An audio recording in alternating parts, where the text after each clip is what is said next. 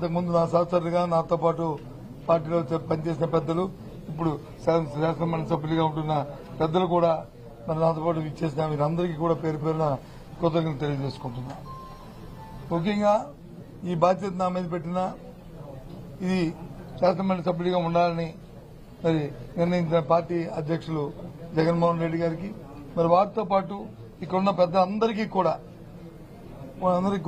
మళ్లీ ఒకసారి నేను మనస్ఫూర్తిగా వాళ్ళకి కృతజ్ఞతలు తెలియజేస్తూ, తప్పకుండా వారి మనసులో ఏముందో వాళ్ళు ఏదైతే కోరుకుని కార్యక్రమం చేయాలని కోరారో దాని అంతటినీ కూడా మరి నేను నిర్వర్తిస్తానని చెప్పి చేస్తానని చెప్పి మనస్ఫూర్తిగా వాళ్ళకి మాటిస్తున్నాను ఈ నేపథ్యంలో. అది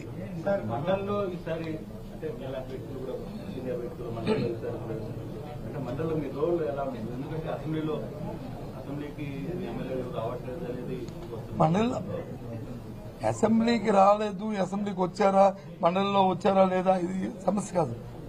ఏదైతే ప్రజల తరఫున మా పార్టీ బాధ్యతంగా ఈ అంశాలు అయితే ప్రజలకి దానివల్ల మంచి జరిగి మేలు జరుగుతుందో, ఏదైతే ప్రభుత్వాలు వచ్చి ప్రజలకు ఇచ్చిన మాటలు వాగ్దానాలు ఉన్నాయో అవి నెరవేర్చాలనేది తప్పకుండా నెరవేర్చి ప్రజలకు మేలు జరగాలనేది మా తాలూకా అభిప్రాయం. ఎవరి మీద బురద జల్లాలని, ఎవరి మీద రాయిస్తాలని అది చూసి ఆనందించాలనేది మా అభ్యంతరం కాదు. బాధ్యతాయుతంగా ప్రజల పక్షాన ప్రజల గొంతుగా నిలబడి ఇవాళ మండలిలో మా పార్టీ తాలూకా వాడిని, మా పార్టీ అభిప్రాయాన్ని, విధానాన్ని, అలాగే ప్రజల తరఫున పడుతున్న ఏమైనా ఇబ్బందులు వస్తే ఆ ఇబ్బందులకి ప్రజల దృష్టికి సభ ద్వారా ప్రభుత్వం దృష్టికి తీసుకొచ్చి దాన్ని సఫలీకృతం చేయడానికి మా వంతు ప్రయత్నం చేస్తాం. ఏదండి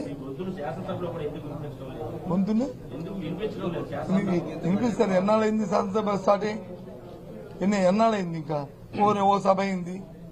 ఆ సభ అప్పుడే మీరు ఆ నిర్ణయానికి వస్తారుగా. ఇప్పుడు 3 నెలలు అయింది, 75 రోజు, ఇది 75వ రోజు అనుకుంటాను.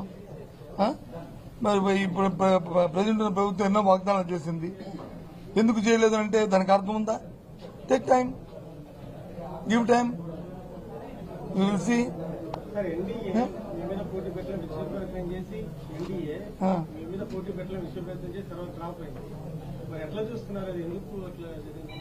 ఆలయబుద్ధి చేశారనేది నా అభిప్రాయం కాదు. కానీ జిల్లాలో ఉన్న ప్రజాప్రతినిధులు అన్ని పక్షాలు అందరూ కూడా ఏకగ్రీవంగా జిల్లా అభివృద్ధి కోసం చేయాలన్న ఆలోచన ఉన్నదనే అనేది నేనైతే ఒక సదుద్దేశంతో తీసుకున్నాను. ఆ ప్రకారమే రాబోయే కాలంలో కూడా విశాఖపట్నం జిల్లా పూర్తిగా, అలాగే మా ఉత్తరాంధ్ర ప్రాంతం పూర్తిగా ఒకే మాట మీద మరి అభివృద్ధి చెందాలి, రాజకీయాలకు అతీతంగా అనేది ఈ ఎన్నిక ద్వారా నేను కోరుకుంటున్నాను. ఏదమ్మా మా పార్టీ విధానాన్ని మేము ఎందుకు వదులుకుంటాం? అది మళ్ళీ దీని మీద మళ్ళీ చర్చించుకుంటాం. మాది ఈ క్షణం కింద అదే విధానం, అది కొనసాగిస్తాం అనేది మా పార్టీ నిర్ణయం చేసుకున్న తర్వాత మళ్ళీ మీకు చెప్తాను నేను. అది మా అధ్యక్షుడు చెప్తారు, లేకపోతే నేను చెప్తాను, లేదా మా పార్టీ ఫారం మీద చెప్తాము, లేదా మా పార్టీ నాయకులు చెప్తారు, మా స్పోక్స్ పర్సన్ చెప్తారు, ఎవరైనా సరే చెప్తాము.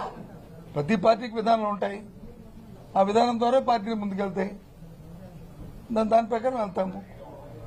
అంతేగాని ఇది లేదు, అది ఉంది, ఇది లేదు కాదు.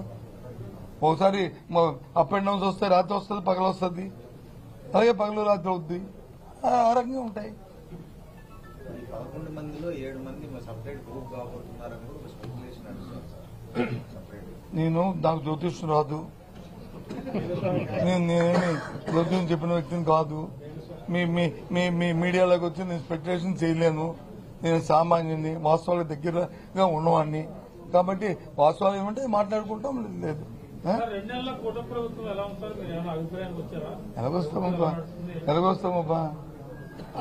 రాజకీయాలు వేరు, వాస్తవాలు వేరు. రాజకీయాల్లో మాట్లాడుకోవాలంటే ఇచ్చిన మాటను వచ్చి మన్నాడే అమలు జరపలేదని అనుకుంటాం. వాస్తవాలకు వస్తే పరిస్థితులు వచ్చి మన చక్కదిద్దుకొని చేయాలని అనుకుంటారు. అయితే మాలాంటి వాళ్ళు ఏమనుకుంటామంటే, ఏది పరిస్థితి తెలిసే కదా వాగ్దానాలు చేశారు కదా, పరిస్థితులు తెలిసే కదా చేశారు కదా, చేస్తే బాగుంటుంది, ప్రజలకు మేలు జరుగుతుందని మేము అనుకుంటాం. దానికి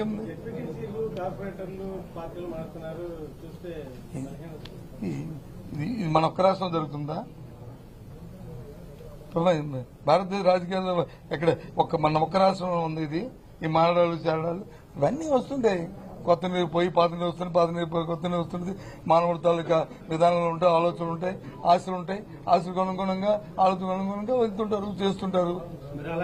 జరిగితే మన ప్రతిభ, జరగకపోతే అవతల ప్రతిపత్తి. నేను చూస్తాను అనలేదు, అవతల అంటారు కదా అన్న, నేను చూస్తాను అనలేదు. తప్పు నా మీద తెగు.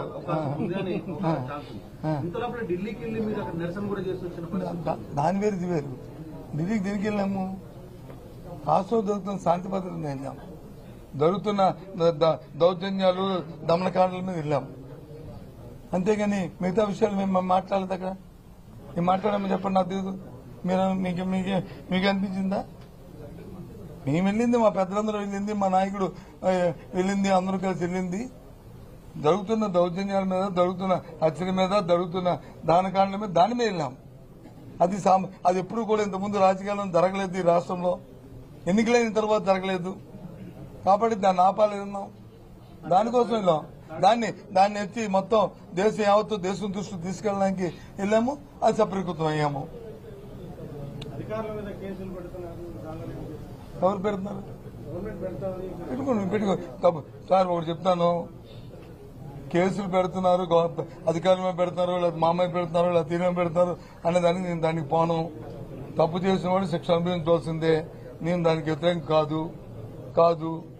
అయితే ఎప్పుడు తప్పు చేయని వాడిని కానీ తప్పు చేసినట్టుగా నిరూపించి వాడిని చేయగలని వస్తే జరిగే పరిణామాలు ఉత్తిపోదు.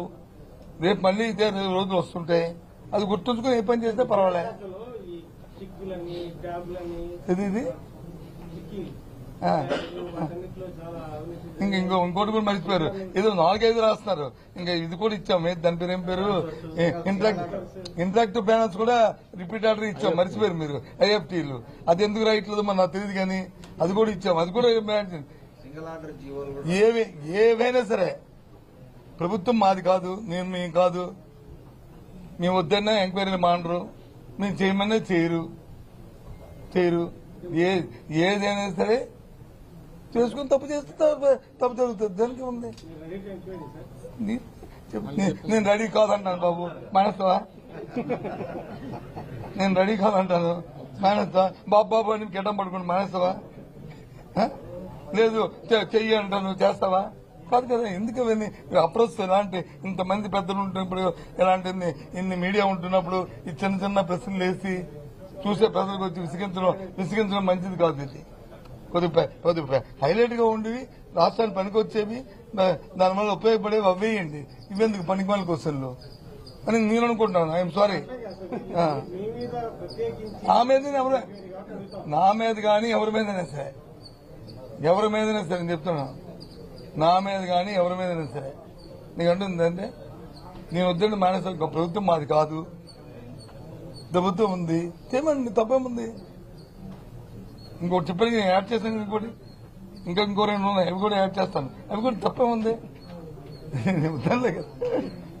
ఏంటి ఏమంటారు దానికి? ఇప్పుడు మళ్ళీ దానికి సపరేట్ ప్రెస్ పెట్టుకుందాం. అసెంబ్లీ కౌన్సిల్ జరిగినప్పుడు చర్చ వస్తుంది, లేకపోతే వచ్చినప్పుడు వచ్చి దాన్ని సపరేట్ పెట్టుకుని అప్పుడు దాన్ని మాట్లాడుకుందాం. ఇలాంటి ఇది అప్రస్తుతం. ఇలాంటి దయచేసి వీలైతే అది డిలీట్ చేసేయండి. ఏది ఉంటే అది చేసుకోమని చెప్పండి చాలు. మిగతాకి ఎందుకు అనవసరం. అంతే కదా. అంతేనా? ఇంకేం బాగా అందరూ ఫీల్ గుడ్ అయిన కదా, అందరూ బాగున్నారు కదా. Thank you very much for coming and joining my occasion. Thank you. అది మడిగా వస్తాను, 2-3 రోజులు వస్తాను. వచ్చినప్పుడు వచ్చి పిలుస్తాను అందరినీ.